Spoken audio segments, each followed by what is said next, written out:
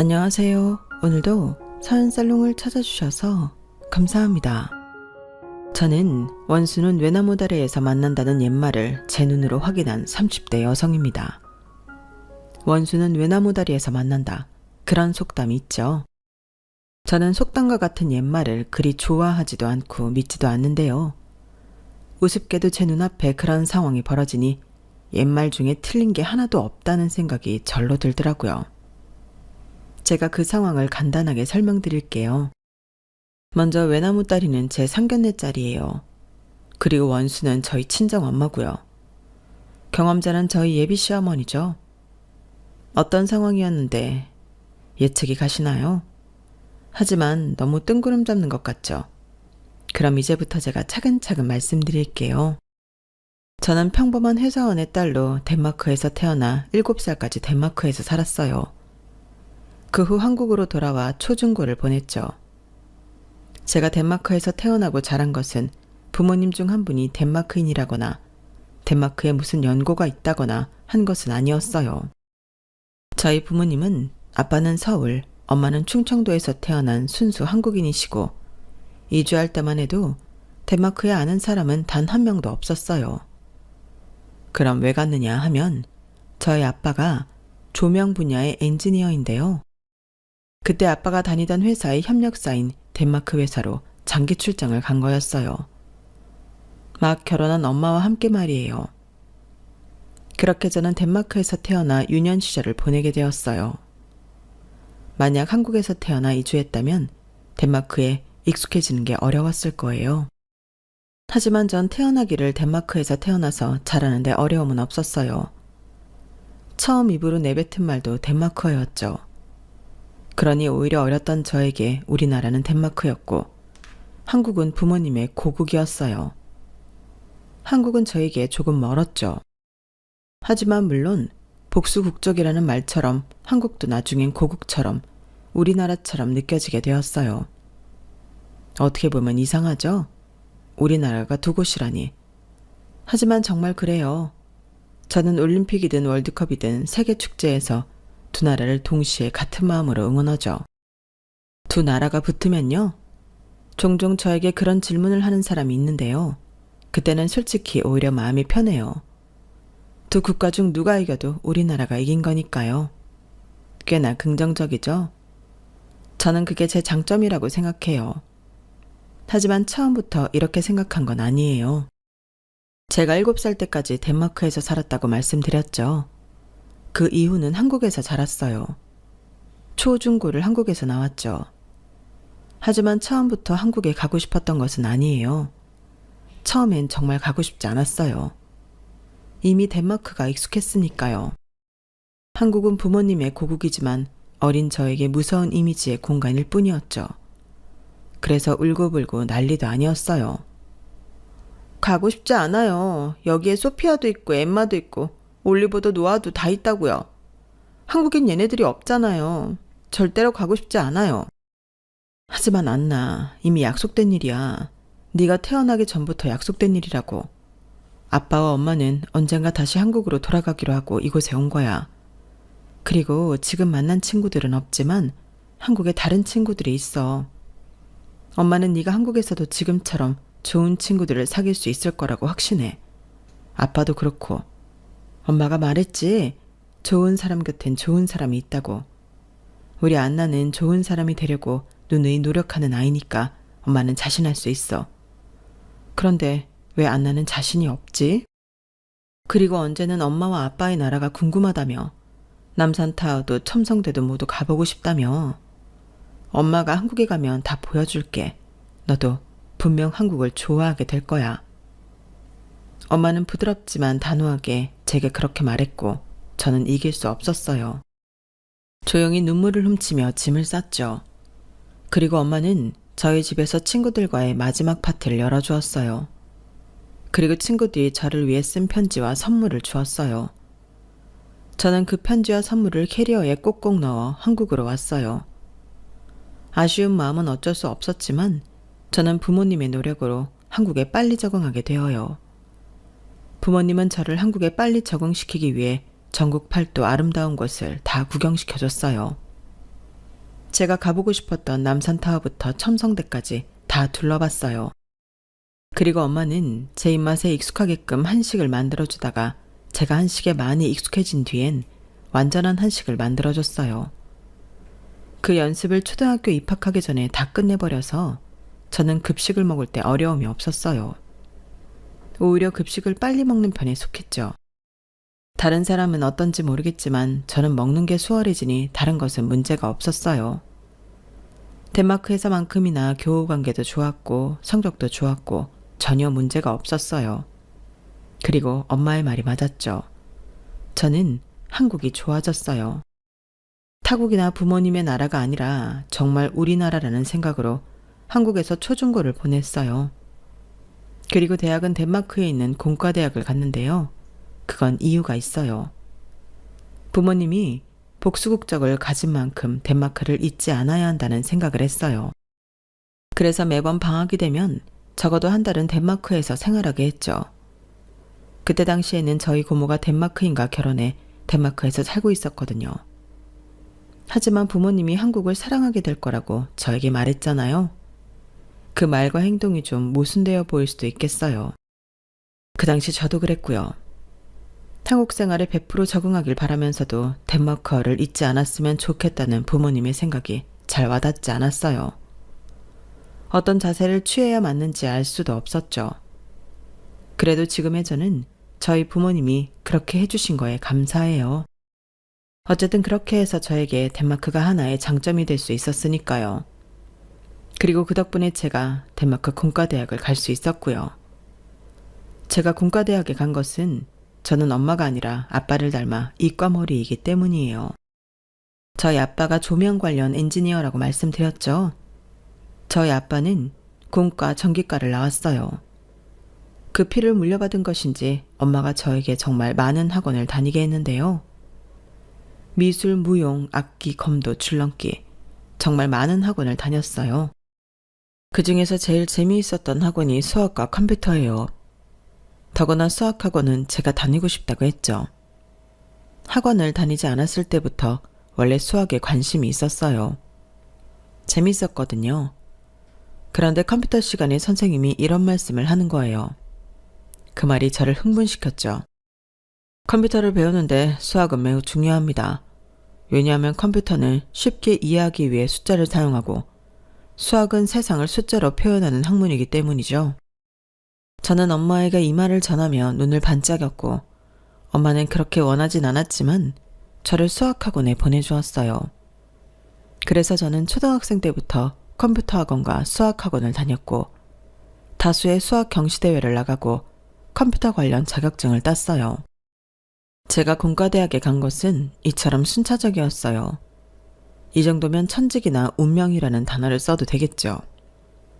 그렇게 저는 덴마크 공과대학에서 IT 전공으로 졸업했고 다시 한국으로 돌아왔어요. 덴마크에서 일을 구할 수도 있었지만 한국에서 가족들과 함께 있고 싶었어요. 그래서 덴마크의 삶을 정리하고 한국으로 왔죠. 그리고 한국으로 돌아온 그 해에 IT 회사에 취직했어요. 가족과 함께하는 한국 생활은 너무 만족스러웠어요. 물론 오래가진 않았죠. 왜냐하면 저희 부모님이 일 때문에 지방으로 같이 내려가셨거든요. 그래서 저와 남동생이 집을 지키며 지내고 있었죠. 그래도 만족했어요. 같은 나라에서 살고 몇 시간만 이동하면 볼 수 있으니까요. 그것만으로 마음에 큰 위안이 되었죠. 그리고 회사 생활도 만족스러웠어요. 회사에서 저는 유망한 직원이었어요. 4년 동안 배운 전공을 회사라는 실무에 적용시킨다는 게 저는 너무 재미있었어요. 그래서 매일 회사에 가는 것이 즐거웠고요. 그러니 성적과 실적은 따라오더라고요. 저는 입사 동기들 중에서 가장 먼저 과장까지 승진했어요. 그리고 주변 회사에서 스카우트 제의도 많이 받았어요. 몇 번은 솔깃한 제안에 이직을 할까도 고민했는데 그럴 때마다 지금 다니는 회사에서 연봉 협상을 잘해줘서 지금까지 의리를 지키며 일할 수 있었어요. 하지만 워커홀릭처럼 일하는 게 늘 좋은 것만은 아니었어요. 저는 회사 생활을 하면서 일과 사람이라는 두 마리 토끼를 찾아잡지 못했거든요. 늘 머릿속에 일만 가득해서 직원들과 사담을 하지도 않았고, 그러다 보니 직원들은 저와 한 공간에 있는 것, 점심 식사를 하는 것도 부담스러워했어요. 같이 점심을 먹는 것은 저 스스로도 가급적 빨리 식사를 하고 회사에 복귀해야 한다는 생각에 꺼리기도 했지만요. 그 마음이 티가 났겠죠. 그리고 야근을 한다고 회식에 참석하지 못한 적도 많았고요. 그러다 보니 저에 대한 소문이 있더라고요. 원래는 워커홀릭이 아니었지만 워커홀릭이 된 이유는 덴마크 유학 시절 사랑하는 애인이 죽었기 때문이라는 둥, 회사 높으신 분이 뒤를 봐주고 있다는 둥, 사회적 상호작용이 안 되는 것 보면 자폐 스펙트럼 장애가 있는 것 같다는 둥, 별 이야기가 다 있더라고요. 단순히 저는 일을 좋아했을 뿐인데요. 하지만 부모님께 이런 이야기를 하자 제가 잘못했다고 하셨어요. 그런 이야기가 들릴 정도로 일에 매진할 필요는 없어. 일은 일일 뿐이야. 사람관계가 더 중요하다는 거 우리가 가르치지 않았니? 사람이 재산이다. 네가 목숨이 위태로울 때 널 구해줄 수 있는 건 일이 아니라 사람이야. 그러니 태도를 바꾸렴. 그럴 필요가 있어. 부모님 말씀에 저는 자기 자신을 돌아봤죠. 정말 일을 빼면 한국에 재산이 없더라고요. 남는 게 없었어요. 그런 생각을 하니 외로웠어요. 이러려고 한국에 돌아온 게 아닌데 말이에요. 그래서 저는 하던 일을 줄이고 동료들에게 다가가기 시작했어요. 하지만 쉽지 않았죠. 일에만 매진하던 저는 사람들에게 다가가는 게 쉽지 않았어요. 무슨 말을 해야 하는지 몰랐죠. 그래서 요즘 유행하는 것은 죄다 공부했어요. 그리고 말을 꺼내봤죠. 하지만 그것도 매번 성공하진 않았어요. 제가 갑자기 그러자 회사 직원들은 저를 이상하게 봤죠. 더 멀어지는 사람도 있었어요. 그럼에도 그중 한 사람은 저에게 꾸준히 반응을 해줬어요. 노력하는 저에게 먼저 다가와 주기도 했죠. 그게 바로 지금 예비 남편이에요. 다른 직원들은 살며시 저를 피하거나 억지로 웃으며 불편한 기색을 보였어요. 그런데 예비 남편은 제가 상황에 맞지 않는 유행어를 남발하거나 이해가 되지 않으면서 억지로 공감을 해도 웃어주고 잘 받아줬어요. 그리고 정말 고마웠던 것은 다른 직원들이 탕비실이나 회의실을 나가고 둘이 혼자 남을 때 기분 나쁘지 않게 저의 잘못된 유행어를 고쳐주거나 요새 유행하는 다른 것을 알려주거나 저의 노력을 인정해 주었죠. 사실 예비 남편이 저보다 5살이나 어리고 이제 막 대리를 달아서 직급 차이도 많이 났어요. 그래서 처음엔 저에게 조언이나 칭찬을 해준다는 것 자체가 인위적으로 느껴지고 저를 깔본다는 생각을 하기도 했어요. 하지만 예비 남편이 저를 북돋아주고 위로해줄 때마다 예의와 존중이 느껴졌고 심지어는 저를 존경하고 있다는 것도 알게 되었어요. 그러니 나중엔 귀엽더라고요. 그리고 이후엔 그런 진심 어린 마음이 고맙고 귀하게 느껴졌어요. 그럼에도 저의 노력은 다른 직원들에게 크게 와닿지 않았어요. 그래서 어떤 프로젝트를 하기 위해 동료를 구할 때도 어려움이 많았죠. 그런데 예비 남편과 어느 정도 친해진 뒤로는 수월해졌어요. 예비 남편이 제가 프로젝트를 할 인원이 필요하다고 하면 구해왔거든요. 그리고 예비 남편이 무슨 말을 전한 건지 프로젝트가 끝나면 동료들은 저에게 우호적으로 변해 있었어요. 저는 그게 예비 남편의 힘이라고 생각했어요. 그 사람은 사람을 이끄는 힘이 있었거든요. 저는 그건 5살이나 어린 사람이지만 배워야 한다고 생각했죠. 그렇게 몇 번의 프로젝트를 함께한 뒤에 저와 그 사람은 개인적으로 저녁 식사를 할 만큼 친해졌어요. 제가 제 차에 태워 퇴근을 시켜주기도 했죠. 그러다 그 사람이 동료 후배가 아니라 남자로 보이기 시작했어요. 하지만 제가 직급도 높고 나이도 많아서 얼떨결에 사귈 것 같기도 하고 차이면 지금의 이 관계마저 흐트러질 것이 두려워서 고백도 못하고 마음을 숨기고 있었어요. 그러다 그 사람이 차를 뽑았다며 오늘은 자기가 퇴근을 시켜주겠다고 저보고 차를 가져오지 말라고 하더라고요. 그래서 그날은 예비 남편이 차를 태워줬어요. 그때 그 사람이 저에게 안전벨트도 메어줬죠. 제가 처음 조수석에 태운 여자가 과장님인 거 아시죠? 알고 계세요? 그리고 저에게 당돌하게 그렇게 말하길래 진지하게 저에 대해 어떻게 생각하냐고 물어봤어요. 에이, 선수를 뺏겼네요. 저 오늘 과장님한테 고백하려고 했는데. 그래도 이렇게나마 과장님 마음을 알게 되어서 다행이에요. 저랑 사귀어 주실래요? 그렇게 저희는 연인이 되었고 회사 사람들 몰래 1년을 연애하다가 결혼을 준비했어요. 결혼을 준비하면서 회사 사람들에게 공표했죠. 회사 사람들은 전혀 몰랐다는 눈치였어요.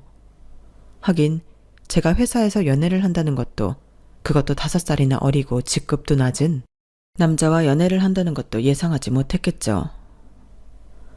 나는 과장님이 현도 씨 키워보려고 데리고 다니는 줄 알았지. 저도요. 그런 줄 알았는데 연애를 하신 거였어요? 다들 그런 반응이었어요. 그 반응에 저와 예비 남편은 기분이 나쁘지도 않았고 오히려 재밌고 즐거웠어요. 그런데 결혼은 현실이더군요. 저희가 결혼을 하겠다고 시댁에 인사를 드리러 갔거든요. 거기서 저는 차가운 현실을 맞닥뜨려요. 시부모님을 만나뵈러 갔을 때 저는 무척 긴장했어요. 여느 며느리가 그렇단 말이에요. 꽃을 준비했어요. 최고급 과일 바구니도 준비했고요. 처음엔 시부모님이 저를 반기고 분위기가 괜찮았어요. 그런데 몇 마디로 순식간에 살얼음판이 되었죠. 그래요, 잘 왔어요. 그런데 우리 아들이 입이 무거워서 아가씨에 대해서 한마디도 안 해주는 거 있지? 오면 물어보라고. 참, 우리 아들이 무뚝뚝해. 그래서 그런데 안 났으니 나이가 어떻게 되어요? 우리 애랑 또래인 것 같은데? 아, 제가 5살 많습니다. 많이 놀라셨죠? 제가 동안이라 제 나이를 안 보인다는 말 많이 들어요. 현도 씨랑 다니면 가끔 제가 더 어리냐고 물어볼 때도 있어요. 5살? 정말이에요? 지금 어른들 놀리려고 그러는 거 아니지? 그래서 제가 주민등록증을 보여드렸어요. 그러자 거기서 눈을 못 떼시더라고요. 그리고 이내 한숨을 푹푹 쉬었어요. 그럼 회사에서 직급은? 같은 회사 다닌다고 들었는데 우리 아들보다 높겠네? 과장입니다. 곧 차장 달 예정이고요. 올해 아마 승진할 것 같습니다. 저는 제 이야기에 시부모님이 좋아하실 줄 알았어요. 그런데 제 대답에 시부모님 표정이 더 일그러지더라고요. 시아버지는 일어나서 베란다로 가 담배를 태우더라고요. 아, 축하해요. 그런데 우리한테는 그렇게 좋은 소식은 아니네? 아무래도 난 너무 걱정되어서. 모든 결혼이 너무 기울어지면 안 되거든요. 그것도 남자가 아니라 여자가 많은 것도 많고. 높은 것도 높으면 아들 가진 입장에서 좀 그래. 우리 아들 삶아 먹을 것 같고. 에이, 삶아 먹다니 어머님. 저희 굉장히 서로 존중하면서 잘 만나고 있어요. 어머님이 걱정하시는 그런 일 없어요. 없다고 해도 걱정되는 게 부모 마음이에요. 아닌 척해도 자기가 나이도 많고 직급도 높다고 가르치려 들고 그럴 것 아니야. 아, 난 그런 거 정말 싫어. 저 한 번도 현도 씨 가르치려고 든 적 없어요. 오히려 제가 현도 씨한테 많이 배우는데요. 현도 씨가 얼마나 의젓하고 어른스러운지 어머님이 더 잘 아시잖아요. 걱정하실 것 없어요. 나는 지금 아가씨 눈빛도 마음에 안 들어요. 지금도 자기가 우리 아들보다 위라고 생각하잖아. 얘 현도야. 차라리 대학생을 데려오지 그랬니? 그리고 지금 결혼한다고 해도 노산 아니니? 여자는 나이가 생명이야. 시부모님은 그런 이야기를 하면서 제 앞에서 한숨을 푹푹 쉬었어요. 상황이 제가 생각한 것보다 안 좋게 흘러갔죠. 그리고 시아버지는 저에게 부모님은 뭐 하시냐고 물어봤어요. 그럼 아가씨 부모님은 뭐 하시나? 부모님은 일 때문에 지방에 계세요. 아버지는 회사 다니시고 어머니는 교수로 재직 중이십니다. 교수? 같은 직종이네. 내가 지금 고등학교 교장으로 있어요. 하, 그건 참 반갑네. 여보, 반가울 게 뭐가 있어요? 지방이라잖아요. 교수라고 해봤자 지잡대 교수란 소린데 반가울 것도 없네요. 아, 그런가? 그럼 부모님은 지방에서 터를 잡으신 건가? 아니요, 일 때문에 가신 건데 퇴직하시면 다시 올라오실 거예요. 그럼 그 집은 자가? 전세인가? 아마 전세일 겁니다. 부모님 댁이 전세라고 말하자 시부모님은 다시 한숨을 쉬었어요. 지방이면 1, 2억에 집 살 수 있지 않나요? 그런데 천세라니? 역시 아무리 교수라도 어디 교수인지가 이렇게 중요하다니까. 그럼 아가씨 형제관계는 어떻게 돼요? 남동생 하나 있습니다. 남동생은 여기 있고? 여기서 뭐 합니까? 여기 있어요. 그리고 댄서입니다. 지금 여러 곳에서 공연하고 제자도 키우고 있어요. 댄서? 무슨 무용을, 현대무용이나 발레? 아니요, 스트릿 댄스 합니다. 뭐 간단히 말하면 힙합이나 비보잉이라고 할까요? 아, 그런 거면 더 이상 말하지 마세요. 아, 머리가 더 아프네. 그리고 시부모님은 더 이상 저에 대해서 묻지 않고 자식 자랑만 했어요. 우리 현도는 잘 알겠지만 어릴 때부터 수학 영재였어요. 대학도 수월하게 갔고 지금 다니는 회사가 좋은 회사인 건 본인도 잘 알죠? 그 회사도 쉽게 들어갔어요. 그리고 우리 첫째도 첫 임용에서 합격해서 지금 국어 선생님을 하고 있고요. 우리 막내는 이제 졸업해서 무궁무진하고 어릴 때부터 공부하라는 소리를 내가 해본 적이 없어요. 알아서 잘했다고 할까? 아가씨는 모르겠지만 우리 애들은 그랬어. 세상에 우리 속 한번 썩여본 적이 없다니까? 군대 가서도 우리 아들들은 다 조교까지 했어요. 모범상도 받고. 잘 알겠죠? 우리 아들이 아가씨 나이라면 과장도 되고 남았다는 거야. 그러니까 애 삶아먹고 기죽일 생각 말아요. 시부모님은 별로 자랑답지 않은 자랑을 늘어놓았고 계속 제가 예비 남편을 구워 먹을까 삶아 먹을까 걱정했어요. 저는 애초에 그럴 생각이 없어서 당황했죠. 그래서 계속 그럴 생각 없다고 저희는 존중하면서 만나고 있다고 설명드렸어요. 하지만 나중에 집에 갈 때쯤엔 포기했죠. 시부모님은 계속 그 말을 했고 제 말을 믿지도 듣지도 않았어요. 그런데 제가 무슨 말을 더 하겠어요? 그냥 그렇구나, 걱정하는구나 하고 말았어요. 결국 결혼에 대한 이야기는 많이 하지도 못했어요. 그걸 시부모님도 느꼈는지 어느 날 전화가 오더라고요. 결혼식은 어떻게 준비할 생각인지 이제야 제대로 된 질문을 하더라고요. 아, 어머님, 저희는 합리적으로 결혼할 생각이에요. 결혼이 중요하지 결혼식이 중요한 건 아니잖아요. 그래서 저희 수준에 맞춰서 적당한 웨딩홀 몇 개 추려놨어요. 그 중에 결정하면 될 것 같은데 제가 자료 뽑아서 오늘 보여드릴까요? 합리적? 합리적이라는 말이 저렴하게 한다는 말이죠? 왜?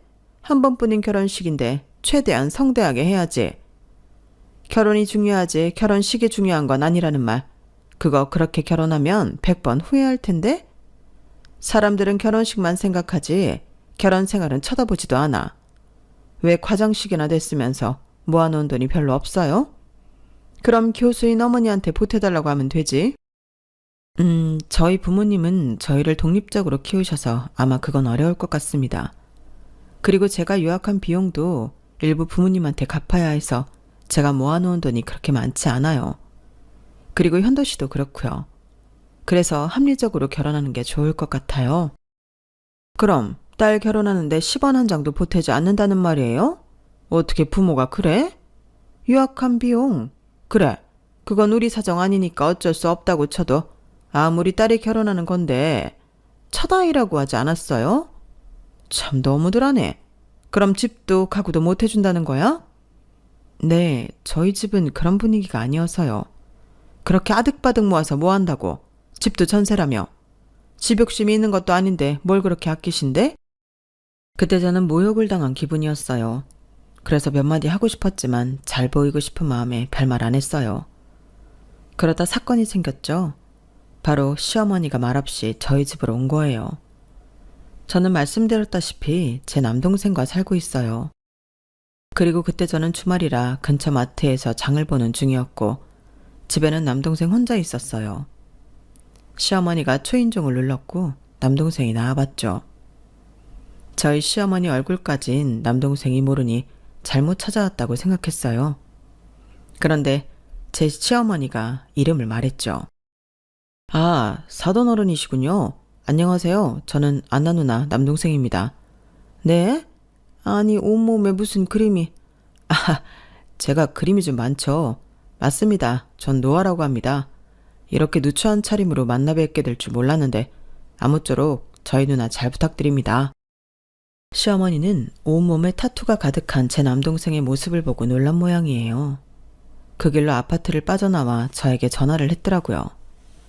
저는 마트에서 장을 다 보고 전화를 드렸어요. 시어머니가 금방 전화를 받아 와다다 말을 쏟아내더라고요. 나 방금 너무 놀라서 말이 다 안 나온다. 방금 네 남동생이란 인간을 봤는데 온몸에 흉측한 그림이 덕지덕지. 대체 뭐하는 사람이니? 아니, 아무리 요새 자유로운 시대라고 하지만 나는 그런 사람이 내 아들 결혼식에 있는 거 상상조차 하기 싫다. 아, 어머님 놀라셨어요? 그런데 제가 뭐라고 못하게 할 수 있는 것도 아니고 어머님 말대로 요새는 자유로운 시대잖아요. 그리고 타투야 양복 입으면 다 가려지고 보이면 가리면 되고요. 넌 참, 네 일인데도 안일하게 얘기하는구나. 나쁜 뒷말이 너한테는 안 들릴 것 같아? 가족은 또 다른 나야. 가족 얼굴이 네 얼굴이고 가족 욕이 곧 네 욕이라고. 나는 우리 아들 결혼식에 그런 인간들 있는 꼴 못 본다. 그리고 너 결혼식 때 네 남동생이랑 그 친구들이 무대한다고 했지. 절대 반대다. 그 친구들도 온몸에 그림 있을 것 아니냐. 끼리끼리 논다도 가려도 싫고 안 가리면 더 싫다. 그러니 충무는 당장 빼. 옷은 또 왜 그렇게 후줄근하게 없어 보이게 입고 다니는 건지. 그리고 내가 무용이라면 잘하는데 네 남동생이 하는 건 근본 없는 춤이다. 어머님, 그게 무슨 말이에요? 온몸에 타투가 있고 옷차림이 단정하지 않아 마음에 들지 않는다는 말은 제가 최소한 이해해 보겠는데요. 아무리 그래도 제 남동생이 하는 일까지 무시하고 폄하하실 필요는 없잖아요. 근본이 없다뇨. 스트릿 댄스도 역사가 있어요. 역사? 격조가 없으면 역사가 있어도 쓸모가 없는 거야. 사람이 격이 있어야지. 그리고 너는 다 큰 애가 어떻게 남동생이랑 한 집에서 사니? 너희 부모가 그렇게 하라고 하더냐? 경구가 없어서 남보기 안 좋은 걸 알아야지. 다 컸다고 해도 남동생은 남동생이에요. 그게 왜 보기가 안 좋다는 건지 오히려 제가 더 이해할 수가 없네요. 너 오늘따라 말대꾸를 따박따박 한다. 제 가족 욕하는데 저도 가만히 있을 수 없죠. 제가 그렇게 말하자 시어머니는 전화를 뚝 끊었고 한 15분 뒤에 다시 전화를 했어요. 내가 방금 상견례 자리 바꿨다. 그 한정식집에서 가까운 해장국집으로. 문제 없지? 내가 딱 니네 집 수준에 맞게 골랐다? 그러니까 별말 말아라. 저는 시어머니 말이 무척 당황스러웠어요. 제가 여기저기 알아봐서 좋은 한정식집으로 예약했거든요. 예약하기도 어려웠어요. 그런데 15분 만에 예약을 취소하다니 저는 말문이 막혔어요. 하지만 예비 시어머니 바람대로 착실하게 24시간 운영하는 해장국집에서 상견례를 하게 되었어요. 상견례 장소가 바뀌었다고 친정 부모님에게 전하니 저희 부모님이 예상외로 그렇게 진행하라는 말을 했거든요. 사돈어른이 장소를 바꾼 데는 특별한 이유가 있겠지. 그렇게 하렴? 엄마랑 아빠는 상관없다. 그런데 그 전날까지 엄마랑 아빠가 일을 해야 해서 당일에 출발해야 할 것 같다. 늦지 않게 도착할 테니 걱정하지 말고 준비하고 있어. 전날이 아닌 당일에 출발한 저희 부모님은 늦지 않게 서울에 있는 친정에 도착했어요. 오히려 시간이 남아서 엄마와 저는 엄마가 잘 아는 샵에 들러 화장도 하고 머리도 했어요. 그리고 약속 시간보다 빠르게 상견례 장소인 24시 해장국집에 도착했죠. 그런데 10분, 20분, 30분이 지나도 시댁 식구들이 오지 않는 거예요. 저는 무슨 사고라도 난 건가 싶어서 걱정이 되어 예비 남편에게 전화를 했어요. 예비 남편은 바로 전화를 받더니 거의 다 왔다고 날카롭게 말했어요. 거의 다 왔어. 한 5분, 아니 10분 뒤에 도착해. 무슨 일 있어? 목소리가 안 좋은데. 아니, 엄마가. 아니야. 우리 가족끼리 어디 들릴 때가 있었어. 오래 기다리게 해서 죄송하다고 장인어른이랑 장모님, 처남한테 말 좀 해줘. 길이 많이 막히는 것 같다고 말은 해뒀어. 그러니까 너무 급하게 오진 않아도 돼. 그러다 사고 날라. 휴대폰 너머로 시어머니가 뭐라고 하는 소리가 들렸어요. 저는 무슨 일이 있는 건 아닌지 걱정이 되었죠. 그런데 예비 남편은 또 날카롭게 말했어요. 자기가 신경 쓸 것 없어. 우리 가족끼리 일이니까. 그럼 도착하면 바로 들어갈게. 곧 도착해. 거의 다 왔어. 그러니까 끊을게. 그렇게 통화를 끝내고 저는 다시 해장국집으로 들어갔어요. 온 사방에서 웅성대는 소리, 낮술을 거하게 마셔서 취한 아저씨들의 언성. 정말 이런 자리에서 상견례를 해도 되는지 저는 걱정스러웠어요. 그리고 제가 보기에도 저희 친정 부모님도 이 자리가 불편해 보였죠. 그 모습을 보니 제가 오히려 나쁘끄러워지더라고요. 부모님 얼굴을 뵐 면목이 없었어요. 저는 자책을 했죠. 왜 시어머니의 결정에 반기를 들지 못했을까? 한 번뿐인 결혼식이고 한 번뿐인 상견례인데 말이에요. 그리고 제가 자책하는 중에 시댁이 도착했어요. 남편과 시아버지 그리고 남편의 형제들까지 매우 단정한 차림이었어요. 그런데 가장 마지막에 들어온 시어머니가 가관이었죠. 상견례라는 중요한 자리에 청바지, 그것도 찢어진 청바지를 입고 온 것도 모자라 어울리지 않게 과장된 머리 스타일에 화장도 진했고요. 장신구도 조명이 비춰져 반짝거렸죠. 그 빛이 제 눈을 자꾸 찌르더라고요. 예비 시어머니가 테이블로 오면서 모든 식구들이 모였어요. 저희 친정 식구들도 일어나 한 명씩 악수를 했어요. 그런데 예비 시모가 저희 엄마 얼굴을 보더니 새하얗게 질리는 거예요. 그리고 저희 엄마가 손을 내밀며 인자하게 웃었어요. 오랜만이다, 정아야. 저희 친정엄마가 예비 시어머니의 이름을 친근하게 하지만 무섭게 불렀어요. 다들 그 모습에 너무 놀랐죠. 하지만 가장 놀란 건 시어머니였어요. 선배가 여긴 왜? 우리 인연이 이렇게 깊은 줄 알았더라면 학교 다닐 때 너한테 더 잘해주는 건데. 오랜만이다, 정아야. 어떻게 지내는지 간간히 동기를 통해 들었는데 이렇게 살고 있구나? 그러면서 친정엄마는 시어머니에게 명함을 내밀었어요. 명함에는 모 대학 무용과 교수라고 적혀 있었죠. 시어머니는 떨리는 손으로 명함을 받아들고 빤히 명함을 쳐다보다가 결국 닭똥 같은 눈물을 흘리며 주저앉았어요. 어떻게 이런 일이... 엄마, 어머님이랑 아는 사이예요? 아는 사이지, 아주 잘 아는 사이야. 뭐 정확히 따지면 나는 정아를 잘 모르는데 정아가 나를 아주 잘 알지. 안 그러니 정아야? 그리고 친정엄마는 자리에 앉아 주저앉은 시어머니를 보며 썩소를 지었어요. 참, 세상이 좁아? 어떻게 이렇게 만나니? 인연이라는 게 참 신기해. 그치? 물론 너는 나를 절대 마주치지 않을 거라고 생각했겠지만 말이야. 마주칠 줄 알았으면 나에 대해 그런 말을 하지 않았겠지. 마주칠 줄 알면서도 그런 말을 했다면 넌 인격에 문제가 있는 거고. 그런데 얼굴 보니 뜻밖이라고 써져 있네. 나도 뜻밖이야. 어떻게 네 아들이랑 내 딸이. 정말 웃기지? 선배, 그런 게 아니라 죄송해요. 제가 정말 잘못했어요.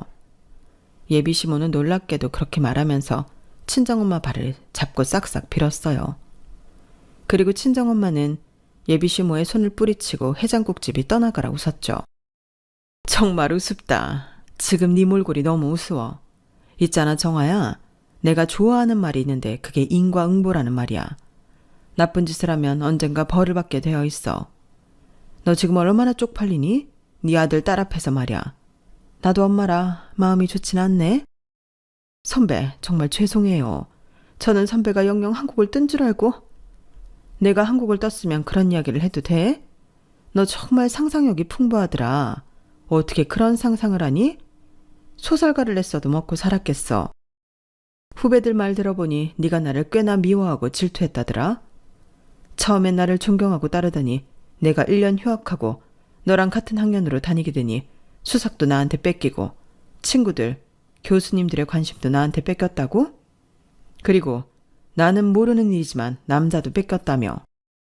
그래서 나를 미워하고 질투하고 저주하더니 그래서 내가 결혼할 때 그렇게 뒤에서 흉을 보더니 넌 이렇게 살고 있네. 네가 나에 대해 말한 것처럼 결혼으로 도피한 거야? 그런데 어쩌지? 난 결혼으로 도피한 게 아니야. 지금 보렴, 난 무용을 놓지 않고 있어. 친정엄마가 그렇게 말하자 시어머니는 눈을 파르르 떨며 눈물을 뚝뚝 흘렸어요. 정아야, 나를 미워하는 만큼 넌 제대로 무용을 했어야지. 그래야 말이 되지. 넌 이렇게 살면서 내 욕은 왜 하는데? 그리고 너, 내가 지방대 교수라고 무시했다며.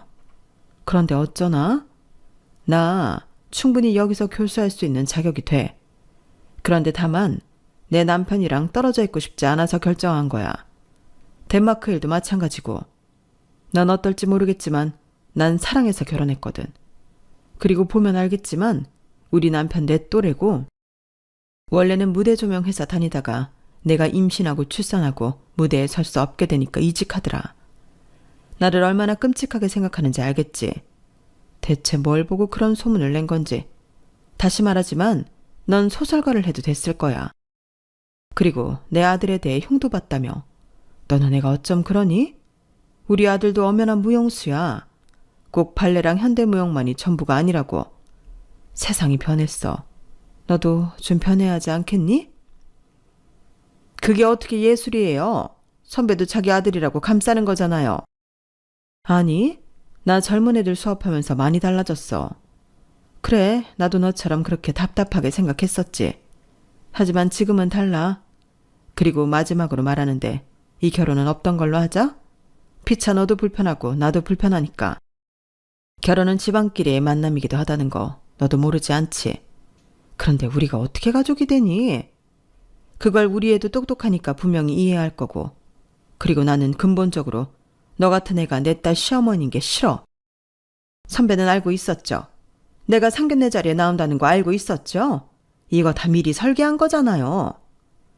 나도 이런 식으로 추잡하게 해장국집에서 이야기할 생각은 없었어. 하지만 여긴 네가 고른 거잖아. 그러니까 너도 이 설계에 한몫한 거지. 그리고 난 좀 서운하네. 나는 네 얼굴 보고 바로 너인 줄 알았는데 내가 얼굴이 많이 변했니? 아무튼 그렇게 알고 나는 내려갈게. 앞으로 내 이야기도 하지 말고 만나지도 말자. 잠깐. 아무리 그래도 애들이 무슨 죄예요? 정아야, 정신 차려. 너 지금 나한테 똑 까여서 기분 나쁜 거잖아. 고작 네 기분 하나 풀어보려고 아들 인생을 베팅할 순 없지 않겠어? 저희 엄마는 그렇게 말하며 해장국집을 나갔어요. 그리고 저를 포함한 저희 식구들은 엄마를 뒤쫓아갔어요. 그리고 차 안에서 자세한 얘기를 들을 수 있었어요. 엄마는 말씀드리지 않았지만 무용과 교수예요. 교수를 하기 전에는 무용과 수석 입학, 수석 졸업한 유망한 학생이었고 국립무용단에 입단해 결혼을 하기 전까지 국립무용단 무용수로 있었어요. 친정엄마가 예비시모를 처음 만난 건 학교에서였어요. 하지만 사실 예비시모는 친정엄마의 고등학교 후배이기도 해요. 그래서 이미 친정엄마를 알고 있었고 선망하고 존경했죠. 사실 그 대학에 간 것도 엄마가 있기 때문이었어요. 예비시모는 엄마와 다른 학년이지만 같은 수석이라는 이유로 친해질 수 있었어요. 친정엄마에게 많은 도움을 받았죠. 같이 무대를 서기도 했고요. 그러다 돌연 엄마가 집안 사정으로 1년 휴학을 해요. 그리고 다음에 복학을 해 예비시모와 같은 학년으로 학교를 다녔죠. 처음에 예비시모는 친정엄마와 같은 수업을 들을 수 있다는 것에 기뻤지만 매번 수석 자리를 빼앗겼어요. 그리고 엄마의 말대로 관심도 빼앗겼죠. 사람들은 예비시모를 엄마를 이길 수 없는 이인자라고 생각했어요. 불쌍하게 보는 사람들도 있었죠. 그러다 보니 엄마를 존경만 하는 게 아니라 미워하고 질투하게 되어요. 게다가 엄마는 졸업 후 국립무용단에 입단했죠. 하지만 예비시모는 떨어졌어요. 그리고 선배가 하는 댄스 아카데미의 직원으로 머물렀죠. 그렇게 자연스럽게 엄마와 예비시모는 멀어졌어요. 그래도 예비시모는 엄마의 소식을 극단에 있는 다른 친구로부터 듣게 되었죠. 그런데 어느 날 엄마가 극단을 나갔다는 소리가 들렸어요. 소리 소문 없이 나가서 아무도 이유를 모른다고요. 그래서 예비시모는 가난한 남자의 아이를 임신하고 도주한 것 아니냐는 소문을 냈어요. 혹은 재벌 2세의 첩으로 들어간 것 아니냐는 소문을 내기도 했죠. 그리고 그 소문은 빠르게 퍼져나갔어요. 그래서 나중에 엄마가 덴마크에서 돌아왔을 때 그 이야기는 정설이 되어 있었죠. 그래서 엄마가 친구의 아카데미에서 일할 때도 박사학위를 위해 학교에서 공부를 할 때도 그 소문 때문에 무척 괴로웠어요. 하지만 소문의 시작을 알 수도 없고 해명하기엔 너무 오랜 시간 동안 진실로 여겨져서 엄마가 손쓸 수가 없었어요. 그러다 우연히 소문이 예비시모 입에서 시작되었다는 사실을 알고 엄마는 우연히 예비시모를 마주치길 바라고 있었어요. 그리고 예비시모의 근황도 듣게 되었죠. 안정적인 직장을 다니는 남자와 결혼해 무용을 그만두고 살림하며 살고 있다는 이야기요. 엄마는 그 여자의 코를 더 납작하게 만들기 위해서 더 열심히 박사과정을 밟았어요. 그리고 교수가 되었죠. 하지만 언제 우연히 만날 줄 알고 복수를 다짐했어요. 세상이 얼마나 넓은데.